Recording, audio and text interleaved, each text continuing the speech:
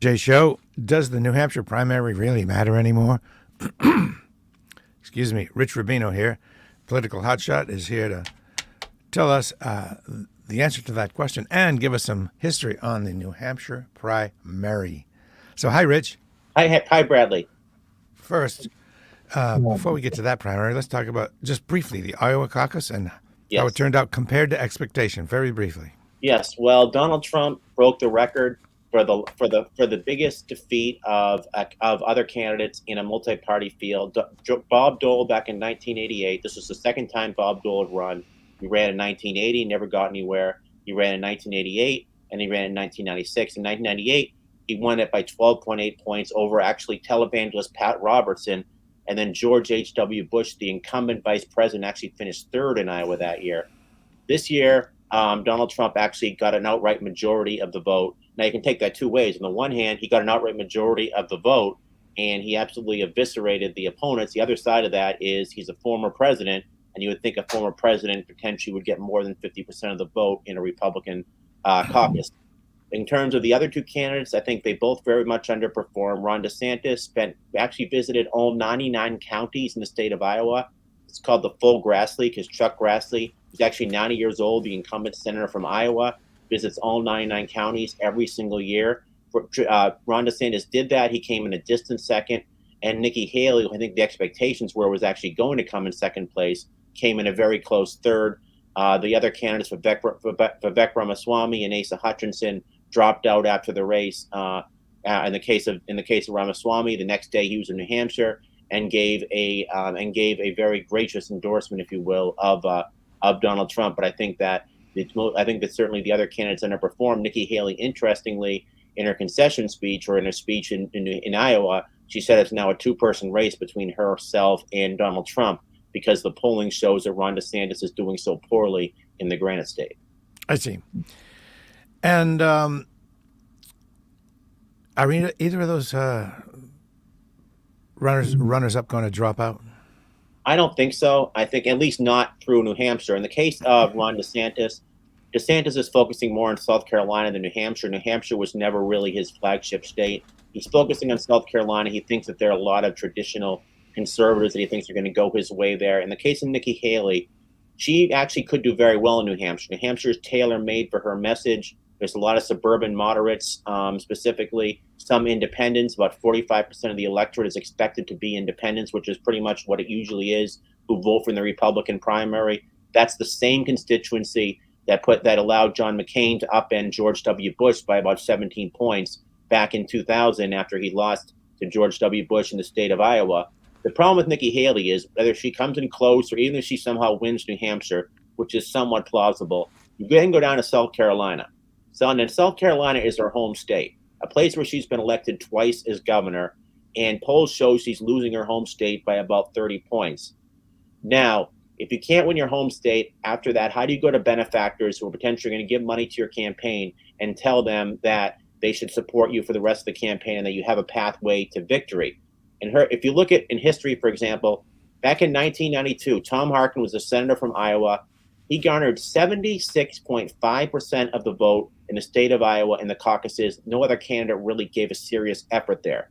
That's essentially how she should be doing. When candidates lose their home state, Jerry Brown lost to Bill Clinton in 92. In 2016, Marco Rubio lost to Donald Trump.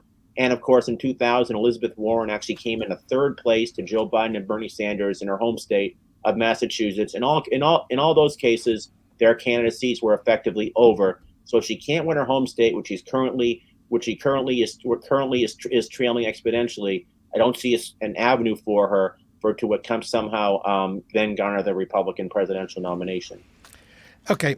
Is New Hampshire still the big deal that it used to be when it comes to primaries? And how does it compare to what it used to be? And if there's a change, why the change?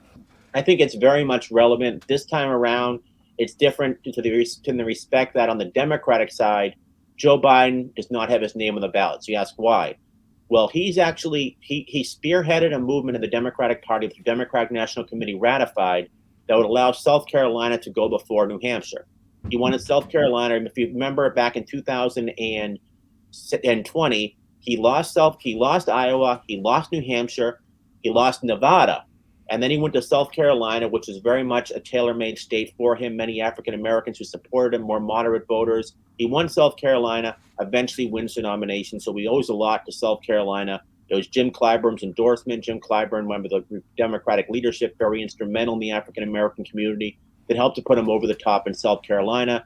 The other argument is states like Iowa and New Hampshire are about 90% white. So there's not really much racial diversity there, where there certainly is in a state like South Carolina. So he wants South Carolina to go first. But New Hampshire has a statute on the books that they have to go before every other state. So what's going to happen?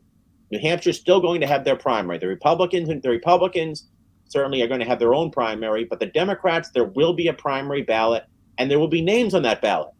And some of those names include Dean Phillips, for example, the congressman from Minnesota. Marianne Williamson will be on there, and a bunch of other people you've absolutely never heard of who paid the filing fee to get their names on the ballot. About 36 people, actually. So there's going to be a campaign in New Hampshire. So there's a movement to put right in Joe Biden's name. Maura Healey, the governor of Massachusetts, Jamie Raskin, the congressman from Maryland, who's on the ranking member of the Judiciary Committee, are very much instrumental in this because they don't want him to be embarrassed. There's precedent for this. 1968, Lyndon Johnson had a write-in campaign. He actually beat Eugene McCarthy, but only by about 6 points, and he ended up dropping out of the race. But the thought process right now is do not, in terms of the Democratic high command, if you will, is do not embarrass Joe Biden, write his name on the ballot, even though he would not actually win any delegates from New Hampshire, but New Hampshire only gives less than 2% of the delegates. So statistically, it's almost, it's basically inconsequential. Was it a wise move to do that switch around with South Carolina?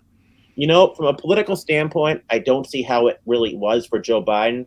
First of all, the last thing you want to do is incense voters in New Hampshire. Now, voters in New Hampshire, once you get to the general election, are probably not going to be thinking back, well, Joe Biden, he wanted South Carolina to go first, so I'm going to vote for Donald Trump, gosh darn it. But the fact of the matter is New Hampshire is actually a showdown state in the general election. In South Carolina, if South Carolina is a swing state in the general election, then Joe Biden's probably going to win 40 states, which is unlikely to happen. It's not a swing state. It's a very red state. State he would not want to campaign in. But the fact of the matter is New Hampshire is very much a swing state. You don't want to do anything to alienate voters in New Hampshire, and you don't want to have this kind of weird tussle he has between Ray Buckley, the chairman of the Democratic Party of New Hampshire, and himself about whether New Hampshire should go first. It's just negative publicity you're getting in a state that's somewhat of a swing state. Think they'll switch it back next time? I don't think so, because I think that it's very hard now that they've brought South Carolina first to make the case for the New Hampshire delegates to say why a state that is 89% white should go before a state like South Carolina, when African Americans are really the bread and butter, or the wellspring, if you will, of Democratic votes, and certainly New Hampshire is not that. Okay, so that's not strictly a Joe Biden tailored thing, and it might be useful for them in the future, maybe. I think so. I think Iowa, the other one, it did Iowa for the Democrats. They disbanded the caucus because it was such a disaster last time around. Pete Buttigieg won the Iowa caucuses, and we didn't find out for about 2 weeks. That's one of the most important things about winning, is you get the momentum, you get the bounce, if you will. The next day, people are saying, wow, look how well Pete Buttigieg did. He gets on the front page of the newspapers. He didn't get that because the Democratic Party in Iowa screwed it up. So this time around, they actually had meetings, and they talk about other things involving the party, but they actually had a mail-in ballot. And people are not going to find out till March 5th what the preference are of Iowa caucus voters. So I think that the future of the Democratic Party probably will not be New Hampshire first, but the Republican Party will absolutely have New Hampshire first. But there will probably always be a New Hampshire primary first, even on the Democratic side, because New Hampshire has that law, and there's no possible scenario I can envisage where they will say, well, we're going to nix that law. Okay. Well, let's talk about the history of that New Hampshire primary. There's have to be some key moments that took place as a result of that primary. It's fascinating.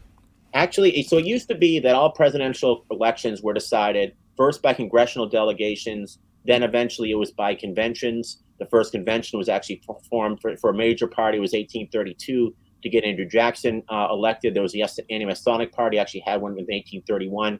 for their nominee, which was William Ritt, the former Attorney General. But Oregon was trying to reform the system, give more democratization of the process, if you will. So in 1910, they formed the first primary. In 1912, other states continued. But you were not actually voting for a candidate. The candidate's name was not on the ballot. It was actually a number of delegates that you were voting for, who then you thought was going to vote for a certain candidate. So New Hampshire, which had basically gone first since 1920, the first New Hampshire primary, by the way, Leonard Wood, the inimitable Leonard Wood, actually won the nomination that year. He won the New Hampshire primary. Eventually went to Warren G. Harding at the convention. But they were basically beauty contests. They didn't really award delegates, and they were just basically saying, these are the delegates you want to award. So, have you ever heard of the name Richard Upton? No. Well, you never heard of him, but you should have heard of him, because he was the Speaker of the House. In 1949, he comes up with this ideation. He says, what if we actually put the names of the candidates on the ballot? That will get us the people who are actually interested, and people actually come out to vote, because otherwise they're voting for John Smith, this guy they've never heard of. So they say, okay, we'll put the names of the candidates on the ballot. So all of a sudden in 1952, the names are on the ballot and candidates decide they're going to campaign there. Now, on the Democratic side, you have a very unpopular president, Harry S. Truman. Job approval rating is about 25%. The Korean War was just becoming was becoming a boondoggle, if you will. It was a no-win war. There was corruption in some of the Treasury Department administration. And the Chinese had taken over mainland China. So Republicans that year ran on Korea, communism, and corruption. That's what they talked about the Truman administration. So Truman, the question is, will he allow his name to be on the ballot in New Hampshire? And they went to him originally, said it's just Iowa, is kind of irrelevant. But eventually they agreed. They said, okay, if this is going to somehow help my campaign and my organization, put it on. So a lumber salesman from New Hampshire named James McPhail didn't fail, and he got his name on the ballot. So his name was actually on the ballot, incumbent president. Estes Kefauver, incumbent freshman senator for the state of Tennessee, who was doing hearings on the mob, who became kind of somewhat of a household word around the country, decides that he too will put his name on the ballot. He actually calls Truman. He thought Truman said he wasn't going to put his name on the ballot, but he put it on the ballot anyways.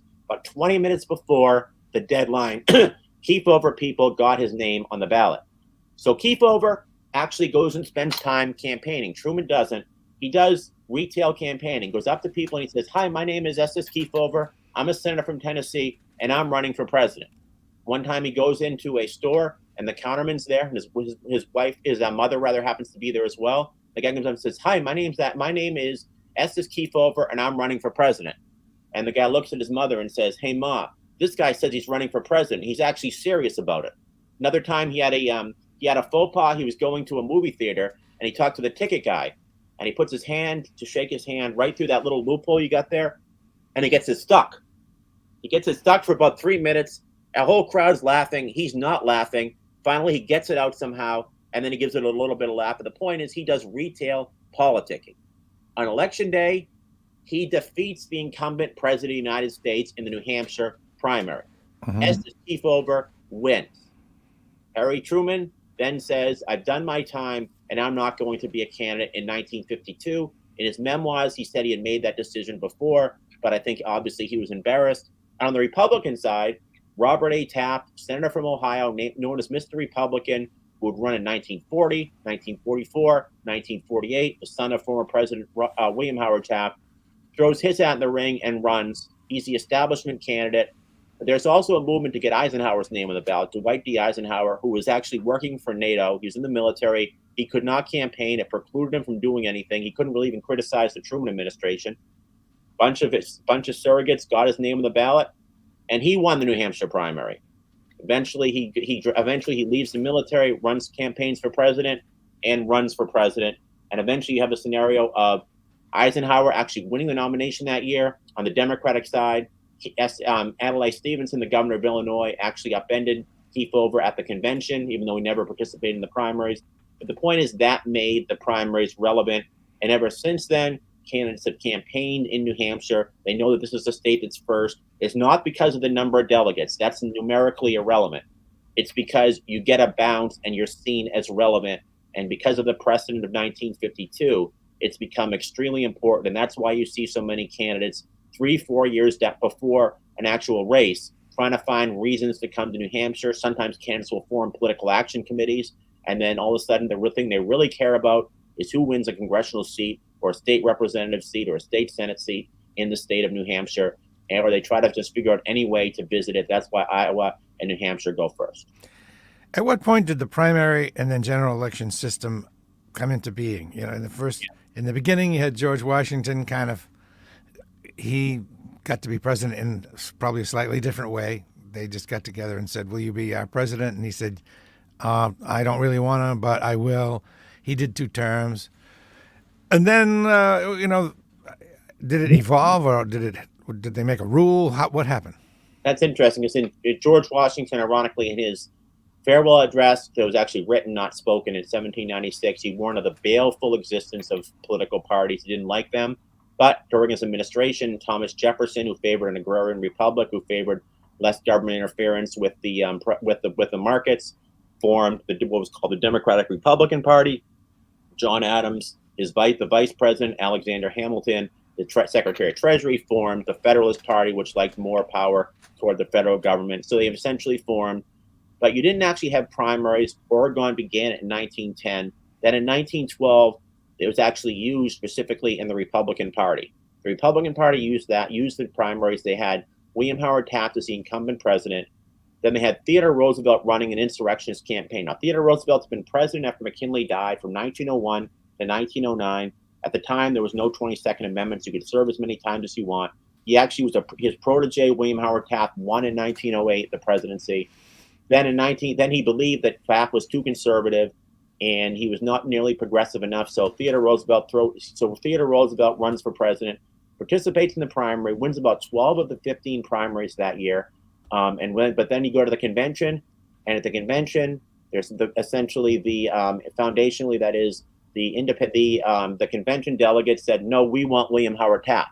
So Theodore Roosevelt says, well, I'm stripped to the buff, and I'm going to throw my hat in the ring. And he runs for president himself as a member of the Progressive Party. That's where the slogan, keep your hat in the ring, by the way, came from. But you would have so that's where the system really began for the presidential level, but it was not particularly relevant because conventions still chose the delegates. In 1968, this was the last time that really happened. Eugene McCarthy, a senator from Minnesota who's against the Vietnam War, was campaigning and winning primaries. Lyndon Baines Johnson's vice president, Hubert Humphrey, did not announce his own presidential candidacy until April 27th of that year, not participating in primaries. Sometimes he would put up what's called a favorite son candidate, meaning in some of the primaries there would be a governor or a United States senator, some sort of elected official whose name would be on the ballot. People would vote for that person. They would then give their delegates to Hubert Humphrey. And Hubert Humphrey went to the convention, and many what today we might call superdelegates vote to the convention, members of the Democratic Party high command vote for Hubert Humphrey.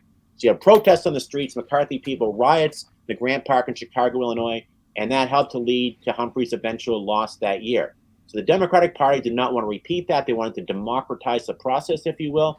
So they appointed George McGovern, a senator from South Dakota, and Darren Frazier, a congressman from Minnesota. They formed what was called the McGovern-Frazier Commission. And the McGovern-Frazier Commission comes out with recommendations to democratize the process. And one of them is that every state should basically have a primary and a caucus, and they should actually matter. So in 1972, this is where Iowa comes in, by the way, because Iowa was one of the states, they did not have enough hotel rooms in Des Moines when they're supposed to have their convention. Said, let's have a caucus, and let's do it earlier. So they did it earlier. A fellow named Gary Hart, remember the monkey business guy? Well, back in 1972, he was the chairman of George McGovern's campaign. McGovern was a 200-to-1 long shot. He says, Iowa's going first. If we can get attention by doing well in Iowa, we're going to be considered a major party candidate. We're going to garner a lot of media attention the very next day. And he was right. So Uncommitted comes in first in Iowa. Second place comes Edmund Muskie, the senator from Maine, who was the establishment candidate. Then George McGovern does a surprisingly strong finish in third place. Eventually, he wins the nomination because of his appearance in Iowa. But since then, delegates at the convention are very much superseded by how well candidates do in these primaries and these caucuses. And that's really where I think it became relevant. By the way, after 1972, Jimmy Carter took up the mantle McGovern did, spent an inordinate amount of time campaigning around Iowa. And then by 1976, he comes in second to uncommitted, eventually goes to New Hampshire, then wins the convention. And then Republicans are looking at this and they're saying, we should do the same thing. So they decide they're going to move their caucuses up earlier. So that's where that essentially came from. Wow. So if I get it right, we went through all the 1800s without a primary system. Yes. Up in 1912, Oregon was the first state to 1910 rather, to actually pass a law establishing the primary system. By 1912, an enormous amount of states started to have that. And then gradually we had primaries, but you also had conventions. So primaries were not necessarily the most relevant. 1960 even, for example, Kennedy and Humphrey John F. Kennedy and Hubert Humphrey were participating in the primaries. Kennedy was winning the primaries. It went to the convention, but then at the convention, Lyndon B. Johnson of Texas, Stu Stuyvesant of Missouri decide they're going to throw their hat in the rings and run for president at the convention, thinking they could win at the convention. But Kennedy, because of what he'd done in the primaries, was able to pocket the nomination that year. So Lincoln's campaign, for example. Yes. Just a convention? Yep, and it was in his home state. It was actually in Chicago, and that's part of the reason he won. He brought a lot of people, homers there, if you will, to come to the convention. They start yelling and cheering for him. In Lincoln's case, he'd only been one term in the House of Representatives, been a state legislator before that, ran for the United States Senate 2 years earlier. At the time, you weren't directly running. It was really the Republicans versus the Democrats, and the Republicans said, this guy will vote for if he becomes a United States Senator. I mean, this guy will be our United States Senate candidate. The Democrats say the same about Stephen Douglas. Democrats win control of the legislature. Stephen Douglas becomes senator. But then 2 years later, Lincoln is one of many potential Republican presidential candidates. He runs, goes to the convention, and eventually wins at the convention. Who's going to be the next president?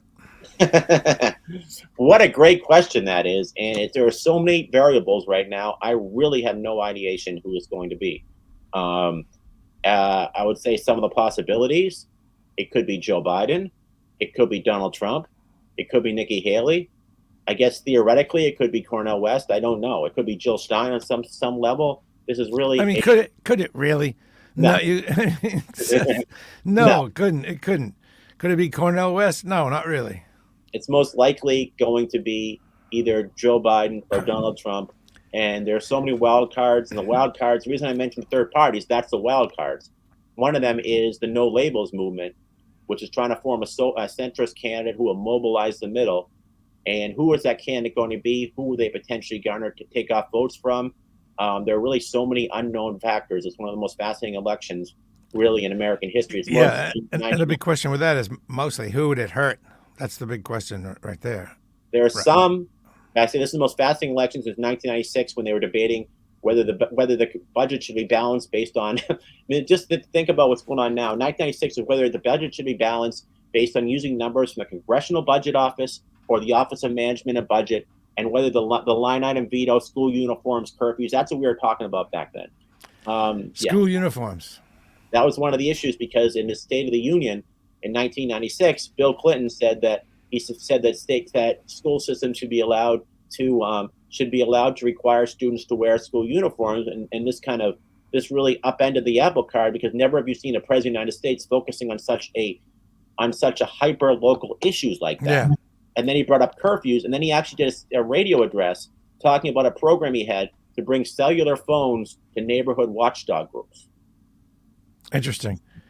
As far as school uniforms, just for the record, I'm going to say yes, I like the idea of school uniforms. The reason being, I think the reason for it is poor kids, they can't afford fancy clothes, and that would level the playing field as far as appearance goes, I think. Anyway, anything else to know about New Hampshire primary? I will say that one of the most there's a couple of really fascinating ones after 1952. The first one was in 1964. Henry Cabot Lodge Jr., member of the Senate from Massachusetts, he was serving under a Democratic administration. He was nominated by President Kennedy, and Jacqueline Kennedy later said that part of the reason she appointed a Republican, he said that Kennedy had told her personally that the Vietnam War was a hopeless situation, so you might as well send a Republican there. But he was serving over there. And in 1964, there was a movement to get him on the ballot in New Hampshire. Now, just like Eisenhower, he could not make any statements about politics. This is like actual statute. And There was a war between very similar to what's going on now between Trump and Nikki Haley. There was a liberal Republican, not that he was a liberal Republican, but similar. There was a Republican establishment candidate, and that was New York Governor Nelson Rockefeller. Then there was Barry Goldwater, very rock rib, old time religion conservative. Folks were looking for someone a little bit in the center, so they decided to put Henry Cabot Lodge Jr.'s name on the ballot in the state of New Hampshire. And guess what? He won. He never even participated. So they went to him in Vietnam. He was actually on an airplane over Southeast Asia when he heard the results. They had won by about 9,000 votes. And he said, they asked him about the results about the New Hampshire primary. He says, I can't comment about politics based on law. He said, well, are you happy today? He said, by nature, I'm a happy person. Eventually, they persuaded him to quit his job, and he participated in the primaries and lost. But this was absolutely fascinating how there was really a grassroots movement to draft him without him even campaigning. And the second one that's extremely relevant is 1968. I talked about what happened at the convention. But in the primary that year, just like this year, LBJ's name was not on the ballot. You'd have to write his name in.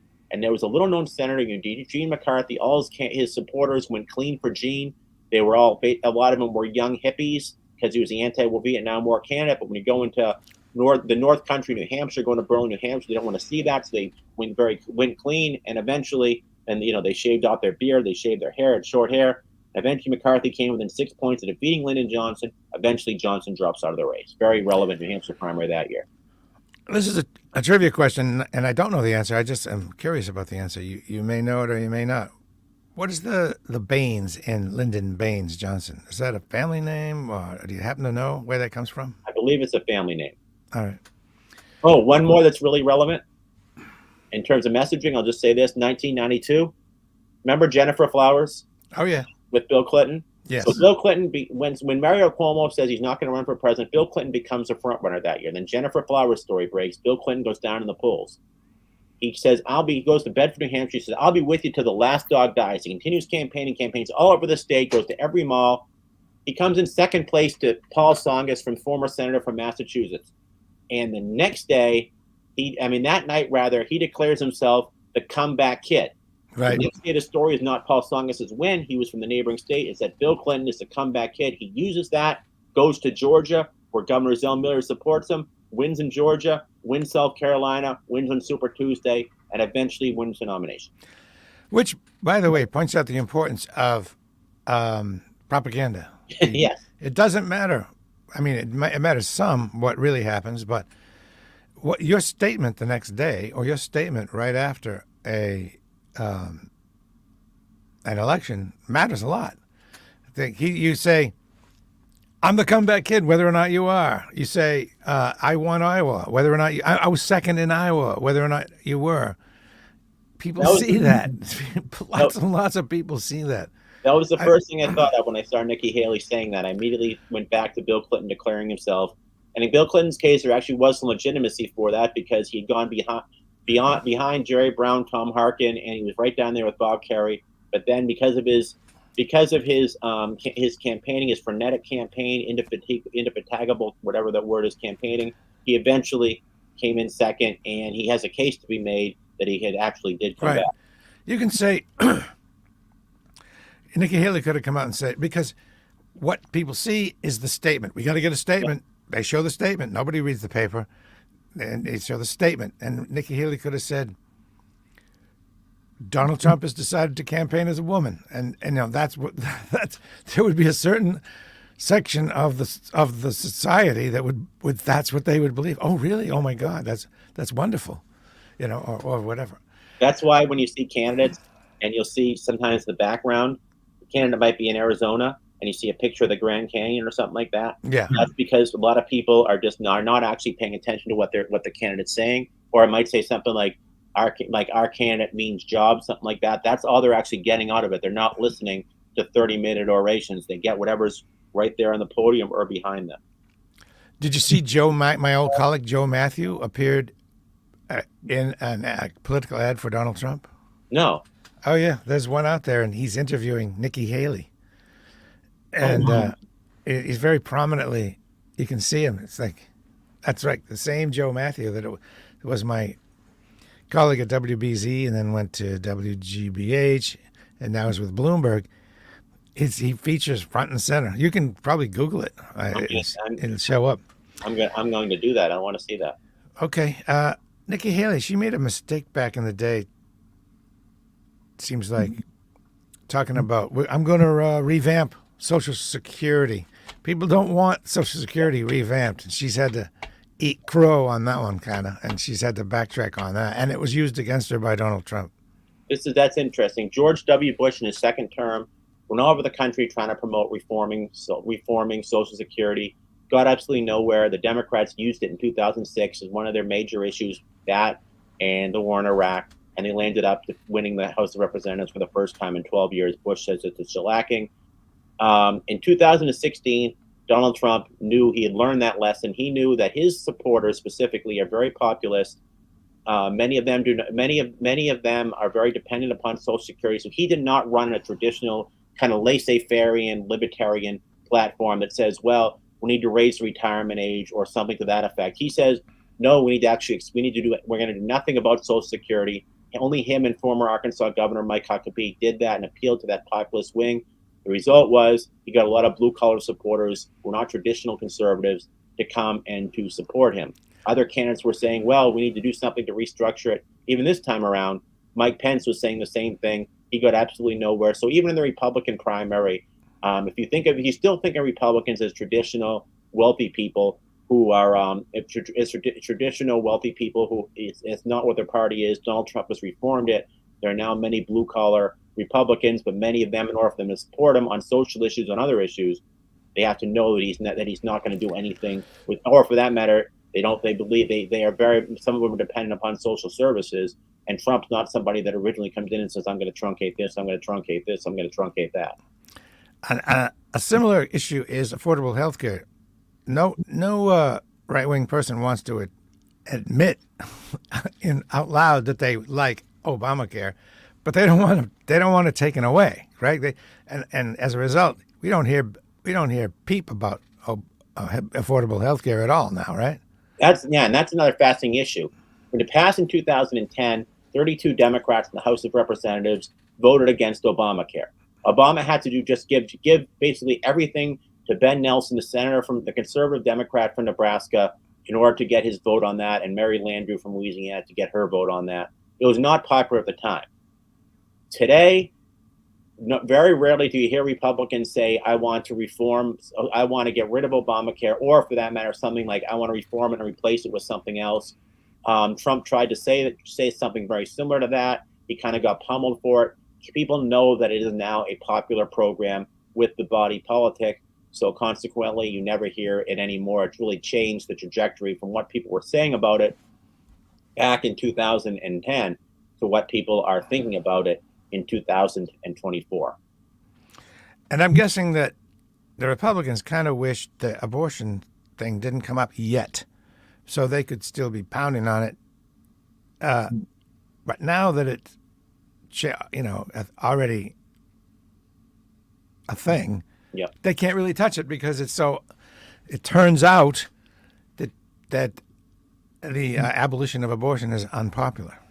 And Nikki Haley is one person that knows that. That's why Republicans usually they'll say something to the effect of, well, when they talk about Roe v. Wade, they'll say, well, I believe it should be a state issue, as opposed to talking about the actual merits of the issue. They know that in the last congressional election, many Republicans lost their seats or tried to run for congressional seats, lost because of that, because of the Dobbs decision. Abortion is one of those issues. Most Americans are kind of in the middle about it. When you say, would you take away all abortion rights? Most Americans would say no. They say, do you think you should criminalize the woman involved? Most Americans would say no. But on the other side of that, they'll say, well, do you favor late-term abortions or something to that effect? Or do you think there should be parental notification? That is where Americans tend to say that they support that type of stuff. But when you go to and Donald Trump said this too, you have to win elections. And when you go too far to the right on the issue of abortion, there are many suburban women, for example, who are otherwise sympathetic to the Republican cause, that are Right. going to be very much they're going to be very much turned off by that. I guess my point is they'd would rather have that as a cudgel than an actual policy enforcement. They'd rather have the abortion legal and be able to beat up on the left for it, much like they don't want to solve, the right doesn't really want to solve the immigration problem. They'd rather have it be a weapon rather than a solved problem. Well, I would say though in abortion though, I think most Republicans though just want the issue to go away. They don't want to have to address it. That's why when they're asked about it, they immediately shift and they say, well, I think every state should be able to decide that. And then they're asked questions by their base in a primary. They know that they're, on one hand, they have to talk to their base because they have to get their support in the primary, but they know in the general election that they're going to be excoriated or disparaged for that. So it's a very delicate balance. And I think most of them would not want to talk about abortion unless you're running in a very socially conservative state, specifically in a primary. If you're running for a congressional seat in Southwest Arkansas, for example, then it actually might be something that's going to benefit you in the primaries. Whereas Democrats on the other side of that, many of them want to talk about the issue, and I think they were from a pure, calculated Machiavellian political standpoint. They know that they typically with suburban women who would normally be more sympathetic for the Republican candidates. Philip Kate, I'll end up with this. Philip Kate makes a comment. They'd prefer, like medicine, to not to cure it, but to treat it, to continue treating it forever. That's a great quote, and that is politics forever. You talk about whether it's immigration or abortion, it's all very much about getting from point A to point B electorally, and everyone's looking about how they're going to stay in office or how they're going to go from one office and jump to another office. And if they can use something to exploit and make it political football, if you will, most politicians wanting self-preservation, the first rule of human survival, are willing to go that route. Okay. Thank you very much, Rich Rubino, and congratulations to you for getting more and more traction nationally. Now you're working for 3 national organizations or something like that. Who are you working for? Well, what are you doing? Yeah, I've been going on Newsmax, News Nation, and Scripps News now. Scripps News. How does that skew politically? And of course, it all got the start on Jay talking, but is that true? I think it assisted in it. Yes. Like many greats, the Bradley J show is their launching pad. The stepping stone. Yes. It's a gangway. So those papers, how do they skew politically? Scripps and News Nation are very centrist, and Newsmax is very conservative. It seems like you appeal to the conservative crowd. I don't know if I don't know. I mean, Scripps and News Nation are very moderate. I'd love to go on to some more center left or liberal networks as well. It's just a matter of who's kind of finding me right now. But I certainly don't exhibit a ideology when I do this. Yes. So Philip Kate suggests when you get to the top and you're covering the White House and stuff, maybe I can get a tour. Yes, yes, absolutely. I can get a behind-the-scenes tour. And if I ever land at prison, I'll let everyone come and visit me there as well. All right. So it's Rich Rubino, political hotshot. Do you like that? I kind of like saying that instead of political historian. Yes, it's kind of sexy. It's very apropos. Yes. Political hotshot. Rich Rubino talking about the state of the nation politically, and in specific, the New Hampshire primaries and their relevance. I'm looking forward to next time. As always, thank you very much. And folks, share this. Phil, share this. Everybody share this. Thank you. Bye now. Let's end this baby. And we'll be ending in 5, 4, 3, 2, 1/2.